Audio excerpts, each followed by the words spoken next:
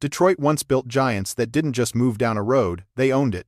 Big block thunder, endless sheet metal, and the kind of presence that made lesser cars step aside. These are the full-size machines that carved Detroit's name into American power forever. I hope you're having a gentle, healthy day as we look back at these machines together.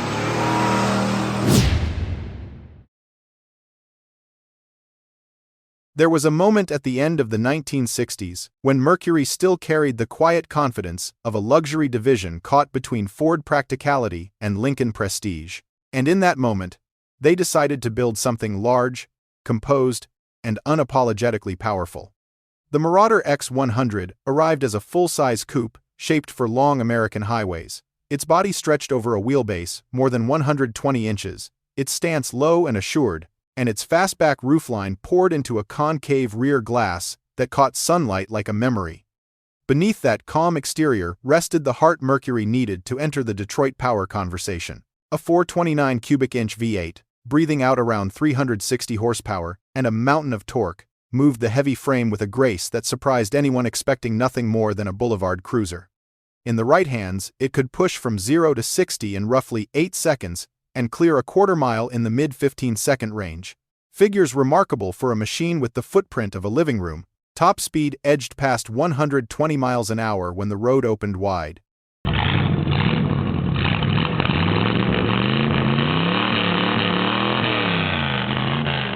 Bucket seats, blackout trim, fender skirts, and a heavy-duty suspension completed the transformation, giving the X100 a presence that felt both refined and quietly rebellious.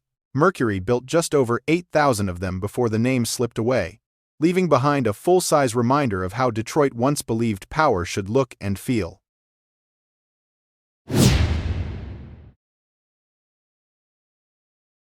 There was a moment in the late 1960s when Pontiac wanted something more than the street fighters it was already famous for. The GTO and the Firebird had won the hearts of younger drivers, but Pontiac needed a machine that carried power with a calmer voice, a car meant for the executive who still felt a spark of rebellion on his morning commute. That vision became the 1969 Grand Prix, and within it, the SJ stood at the top like a quiet proclamation of intent.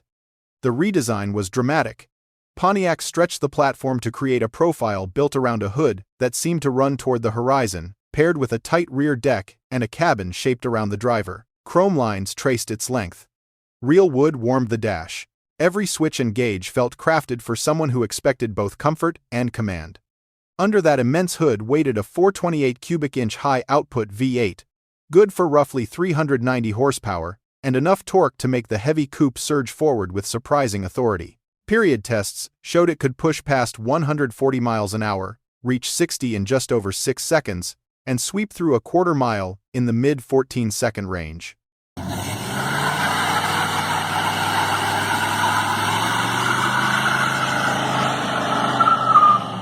Sales soared.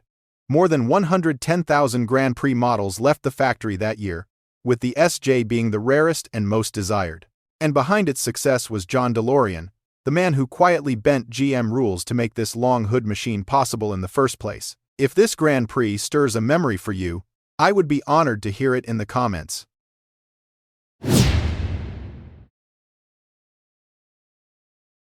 Before the age of mid-size street brawlers and factory supercars, Buick sensed a different kind of desire rising among younger, confident drivers. They wanted something refined yet forceful.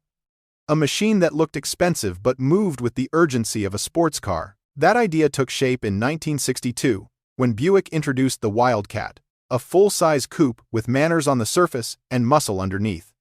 Across the decade, the Wildcat evolved, and by 1967 it carried one of the strongest hearts Buick ever built, a 430 cubic inch V8, making around 360 horsepower, and a wave of torque that seemed to lift the big car forward rather than push it. Period tests showed the Wildcat clearing a quarter mile in the mid-15-second range and edging toward a top speed near 140 miles an hour. Remarkable figures for a machine with so much chrome, authority, and quiet presence.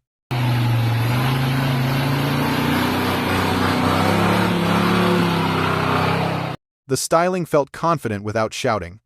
Long fenders, clean body sides, and bright work arranged like jewelry along a tailored suit. Inside, bucket seats, a sweeping console, and a dashboard trimmed with warm details reminded owners that Buick still cared deeply about comfort, even when the engine spoke louder than expected. Prices started a little above $3,400, placing the Wildcat within reach of buyers who wanted something more personal than a traditional luxury cruiser.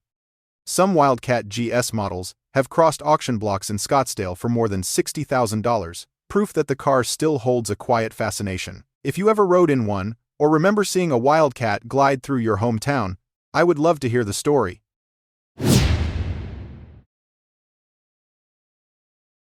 In 1966, Ford quietly released a full-size machine meant for drivers who wanted something more mature than a Mustang, yet far more commanding than the polite Thunderbirds of the day. They built it on the broad shoulders of the Galaxy, but they gave it a heart that changed everything.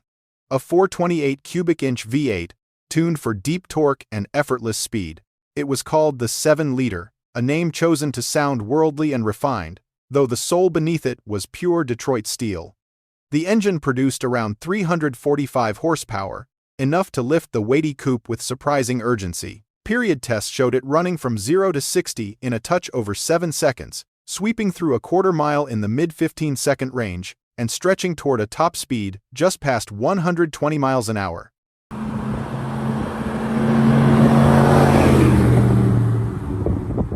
For a full-size luxury car costing a little above $3,600, those numbers placed it in rare company. Heavy-duty suspension, bucket seats, special colors, and the quiet confidence of power accessories rounded out a package meant to compete with more glamorous rivals, while remaining unmistakably Ford.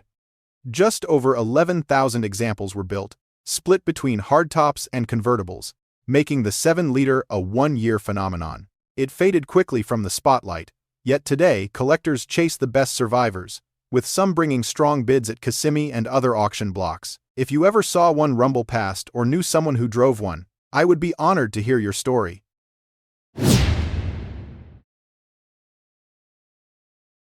Long before muscle cars ruled the streets, Chevrolet discovered that real performance could live inside a full-size body built for American families. At the dawn of the 1960s, drag strips were filling with young drivers hungry for speed, and Chevrolet responded with something few expected. They took their rugged truck-based W-Series engine, reshaped it for passenger car duty, and unlocked a 409 cubic inch V8, so strong it could chase down anything on the highway. When engineers realized the potential, the Super Sport package was born.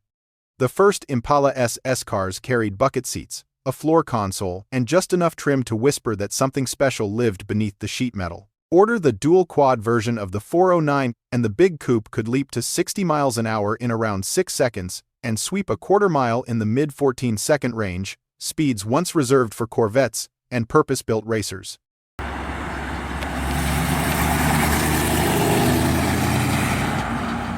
Top-end runs pushed toward 135 miles an hour, making the full-size Chevy an unexpected star in stock and superstock competition. Only a few hundred SS cars were built in that first year, and fewer still carried the legendary 409, yet their impact echoed far beyond their production numbers. Songs were written about them, especially the Beach Boys anthem that turned the 409 into a piece of American folklore. And even today, collectors search for these early SS models the way people search for lost stories from their youth. If you are still watching at this point, leave a simple number 9 in the comments so I know you are traveling this journey with me.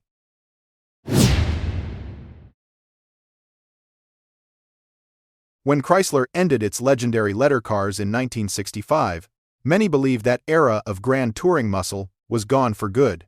But 5 years later, in the middle of Detroit's most dramatic horsepower race, Chrysler reached back into its own heritage and revived the spirit in a way no one expected.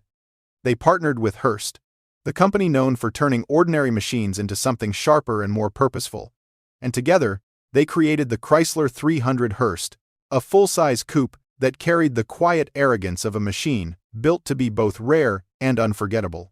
The heart of this massive cruiser was the 440 cubic inch TNT V8, a big block with roughly 375 horsepower and a tidal wave of torque that moved the 2-ton body with surprising ease. 0 to 60 arrived in about 7 seconds, and the quarter-mile slipped by in the mid-15-second range, Strong numbers for a car stretching more than 220 inches from bumper to bumper. Top speed leaned toward 130 miles an hour when the road allowed. The Hurst treatment sharpened everything else. White paint broken by gold panels, a fiberglass hood with bold sculpting, and a rear deck that rose into an integrated spoiler gave the car a presence unlike anything Chrysler had offered before. Inside, deep bucket seats and LeBaron trim reminded drivers that luxury was still the foundation. Only a few hundred were built, each one touched by both Chrysler and Hurst, making the 300 Hurst one of the rarest full-size performance cars ever to leave Detroit. If this golden white giant brings back a memory from your younger days, I would be grateful to hear it.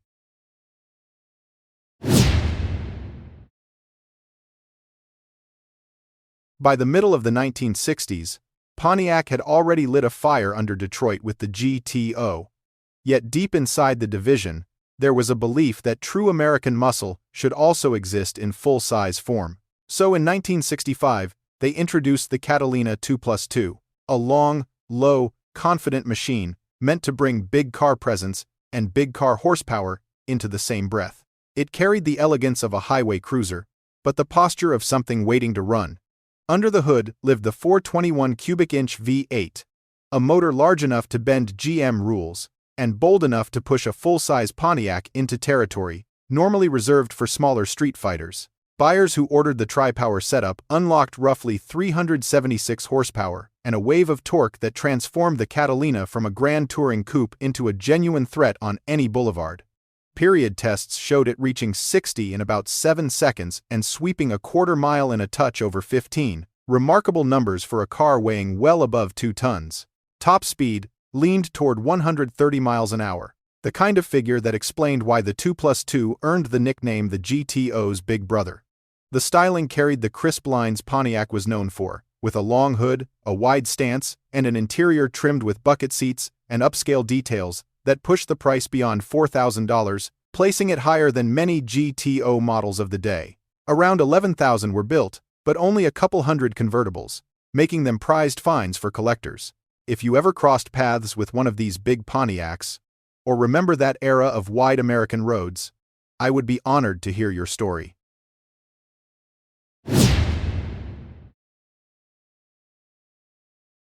By 1970, Plymouth was known for scrappy mid-size bruisers like the Roadrunner and the GTX, yet there was a quieter ambition inside the brand to prove they could build a true full-size muscle machine. That ambition became the Fury GT, a long two-door hardtop that carried the stance of a family car, but the attitude of something far more serious. It arrived in a year when Detroit still believed that size and power could coexist, just before the world changed and engines began to shrink.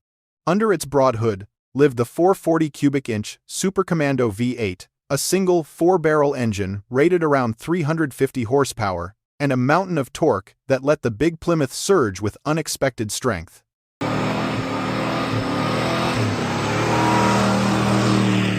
Period tests showed the Fury GT reaching 60 miles an hour in a shade under 8 seconds and clearing a quarter mile in the high 15-second range, strong figures for a car that stretched well past 200 inches and weighed more than many trucks of its day. Top speed hovered near 125 miles an hour, enough to remind anyone behind the wheel that this was still a Mopar at heart.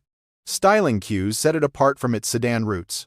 Hood striping, dual exhaust, heavy-duty suspension pieces, and wide tires gave it a presence that felt both composed and quietly aggressive. But the size, the price, and the timing all worked against it. The Fury GT lasted just 1 year, leaving behind only a small number of survivors and a reputation as one of Mopar's most overlooked giants.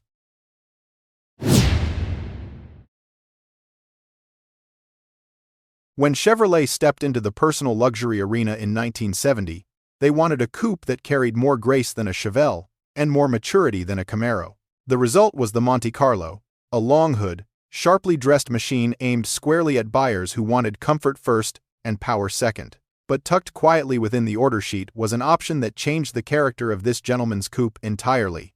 The SS package transformed the Monte Carlo from a smooth cruiser into something that felt barely contained beneath its own sheet metal. That enormous V8 produced roughly 360 horsepower and torque deep enough to make the long nose rise when the throttle opened. For a car built on the elongated A-body chassis, the acceleration was startling. 0 to 60 came quickly, and the quarter-mile passed in the low to mid-15-second range, remarkable for a luxury coupe weighing well over 2 tons. Heavy-duty suspension pieces, dual exhaust, and a handful of subtle badges were the only outward hints that this Monte Carlo was not the calm companion most buyers expected. The price for the SS option hovered just above $400, yet only around 3,800 buyers chose it, making the 1970 SS 454 one of Chevrolet's rarest performance offerings. Some of the finest survivors have crossed the block at Kissimmee and Scottsdale for more than $70,000, proof that time has only sharpened its appeal.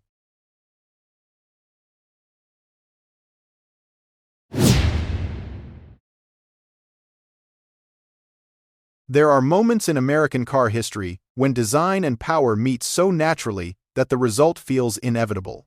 The Buick Riviera of the mid-1960s was one of those moments. Detroit was watching European Gran Turismo coupes win the hearts of drivers who wanted grace as much as speed, and Buick answered with a machine that carried both in its silhouette.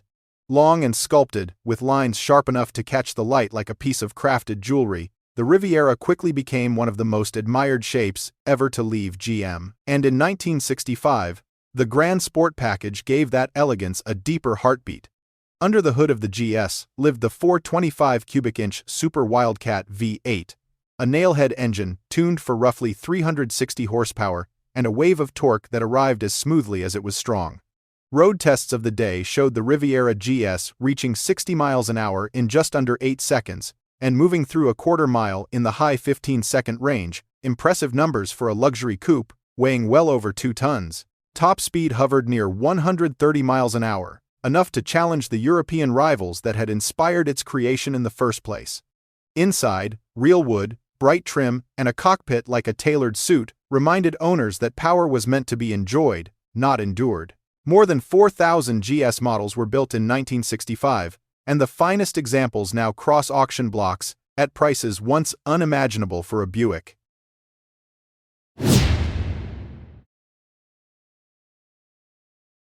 Detroit in 1955 was a place still ruled by chrome and comfort, a city where most American cars were built to glide rather than to challenge. Then Chrysler unveiled something that felt almost out of character for the brand, a machine born not from quiet luxury, but from a desire to dominate racetracks and redefine what a grand touring coupe could be. They called it the C-300, the first of the legendary letter cars, and from the moment it arrived, the automotive world knew Chrysler had stepped into an entirely new arena. Beneath its formal, almost European lines rested the heart of a bruiser, a 331 cubic inch Hemi firepower fitted with a high-lift cam and twin 4-barrel carburetors produced a then astonishing 300 horsepower. In the mid-1950s, that number was nothing short of magic. Road tests recorded 0 to 60 in roughly 9 seconds and a top speed edging toward 130 miles an hour, speeds that placed the C-300 among the fastest American cars ever built to that point. The quarter mile passed in the mid-16-second range, impressive for a full-size coupe trimmed in leather and built with the dignity Chrysler was known for. Only around 1,700 were produced, yet they won an incredible number of stock car events, giving the C-300 the nickname the Beautiful Brute. Drivers like Tim Flock and Lee Petty used it to carve their names into early NASCAR history, proving that elegance and raw force could live in the same body.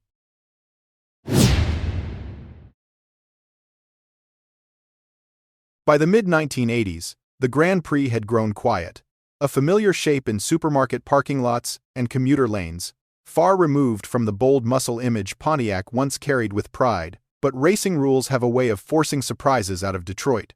NASCAR demanded sleeker shapes, lower drag, and cleaner airflow. And suddenly, Pontiac needed a body that could run strong on long oval tracks. Out of that pressure came the Grand Prix 2+2, a limited production homologation coupe, built not to dominate boulevards, but to give Pontiac a fighting chance on America's fastest speedways. The 2+2 carried a profile unlike anything else Pontiac sold in those years. A wind-carved arrow nose, a bubble rear window molded for smoother airflow, and a fiberglass deck lid that rose into an integrated spoiler gave the car an identity borrowed straight from race shops. Beneath all that, however, The street version remained modest. Every 2+2 rolled out with a 305 cubic inch V8, producing roughly 165 horsepower, paired to a 4-speed automatic and gearing aimed more at steady cruising than quarter-mile heat. It was a curious mix. A body built for 200-mile-an-hour racing, wrapped around a drivetrain meant for the suburbs. Pontiac built just over 1,100 examples, enough to satisfy NASCAR, and little more. Today, the 2+2 stands as one of the rarest and strangest chapters in Pontiac history, a reminder of the moments when racing bent the rules of what a street car should be.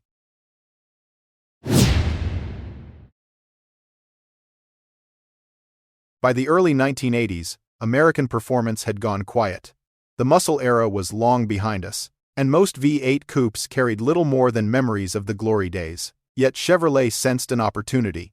NASCAR still pulled millions of eyes toward high-speed oval racing, and the cars on those tracks carried a kind of magic no showroom coupe could match.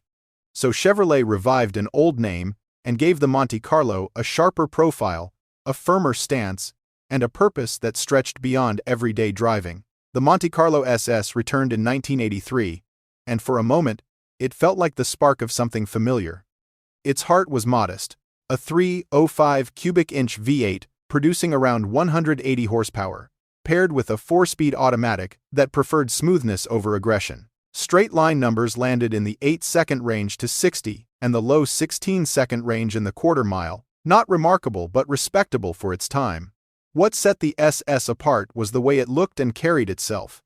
An arrow nose, a subtle deck spoiler, heavy-duty suspension pieces borrowed from racing influence, wide rally wheels that gave the car a grounded, confident stance. It was the shape of a street machine that wanted to be on a superspeedway.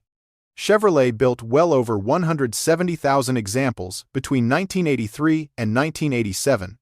And in an era that struggled to define American performance, the Monte Carlo SS became an unlikely symbol of hope. Fans watched Richard Petty run its race-bred counterpart at full speed, and suddenly the SS on neighborhood streets felt connected to something larger.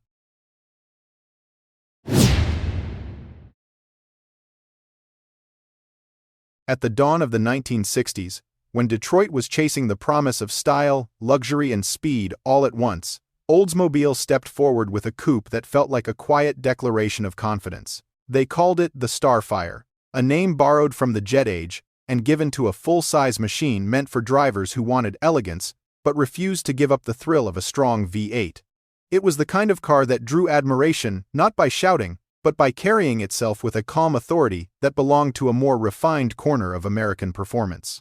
Beneath the long, flowing sheet metal lived the 494 cubic inch rocket V8, tuned to produce roughly 330 horsepower and a surge of torque that made the heavy coupe feel lighter than it looked. Period tests showed the Starfire reaching 60 miles an hour in a touch over 8 seconds and clearing the quarter mile in the mid-16-second range. Strong numbers for a luxury car weighted with thick leather, polished metals, and every convenience Oldsmobile could offer. Top speed settled near 120 miles an hour, placing it among the quickest grand touring machines of its era.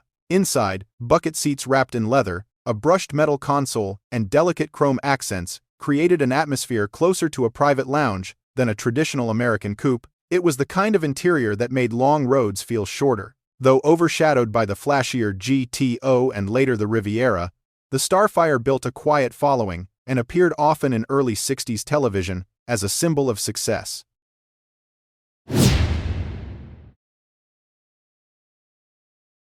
By the early 1990s, most people believed the era of full-size American muscle had faded into history. Sedans had grown soft, power had slipped away, and the glory of big V8 Detroit irons seemed like something only remembered in old photographs.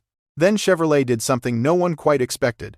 They took the heavy-duty bones of their Caprice Police Interceptor, dressed it in a sleek black suit, and brought back a name that once defined American horsepower. The Impala SS returned, not as a relic, but as a modern echo of the legends that ruled the 60s.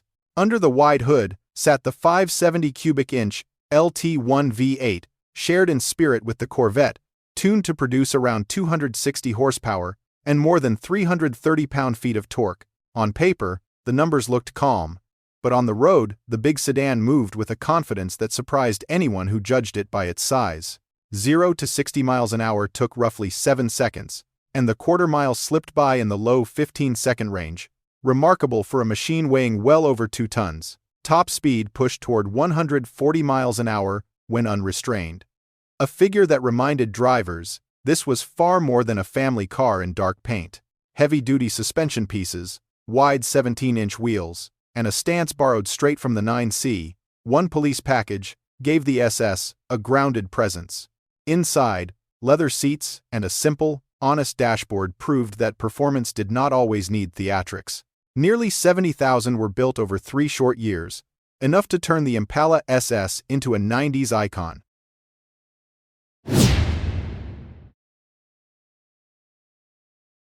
At a time when most American sedans had settled into quiet routines and predictable shapes, Mercury made one last attempt to remind drivers of what a full-size car could feel like. They reached back into their own history, borrowed a name that once carried weight on wide American highways, and rebuilt the familiar Grand Marquis into something sharper, darker, and far more deliberate. The result was the modern Marauder, a sedan that looked like a shadow moving under streetlights, carrying just enough menace to make people wonder what lived beneath its calm surface. Under the hood sat the 460 cubic inch DOHC V8, borrowed in spirit from the Mustang Mach-1, tuned for roughly 302 horsepower and more than 318 pound-feet of torque.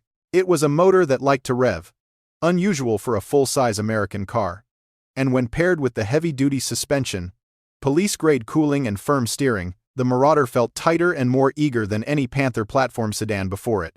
0 to 60 miles an hour arrived in a little over 7 seconds, and the quarter mile passed in the mid-15-second range. Top speed settled near 117 miles an hour before electronic limits stepped in, though owners often discovered far more potential lurking beyond those boundaries. The stance told its own story. 18-inch wheels, blackout trim, a lowered body, and an interior trimmed in deep black leather made the Marauder feel like a muscle car dressed in formal wear. Only a little more than 11,000 were built before Mercury's final chapter closed, leaving behind a loyal community that still treats the Marauder as the last great sedan of Detroit's old guard.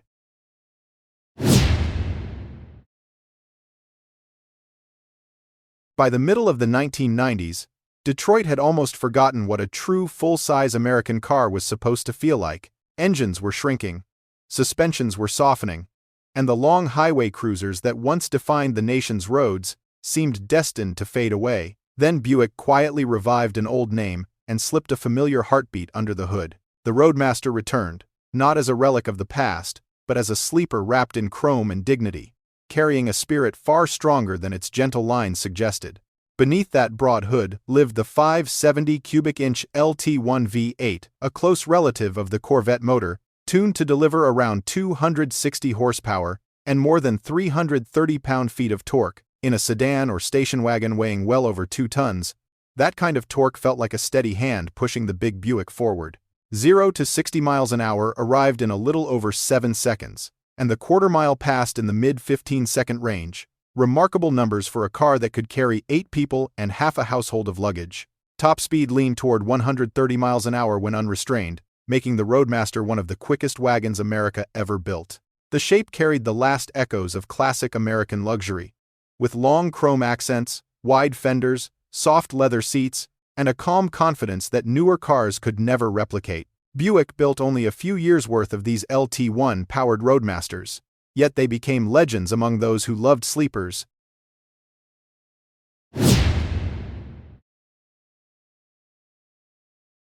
The Cadillac Coupe DeVille of 1949 carried the elegance of post-war America in every curve, yet beneath its polished chrome and sculpted tail fins lived the quiet ambition to move with a strength few luxury cars of its era could match. Its newly engineered 331 cubic inch overhead valve V8 marked a turning point for Cadillac, lighter and far more efficient than the flathead engines that came before it. With roughly 160 horsepower and more than 300 pound-feet of torque, the big coupe surged to 60 miles an hour in about 12 seconds and stretched toward a top speed near 100 miles an hour. Impressive numbers for a machine wrapped so completely in luxury.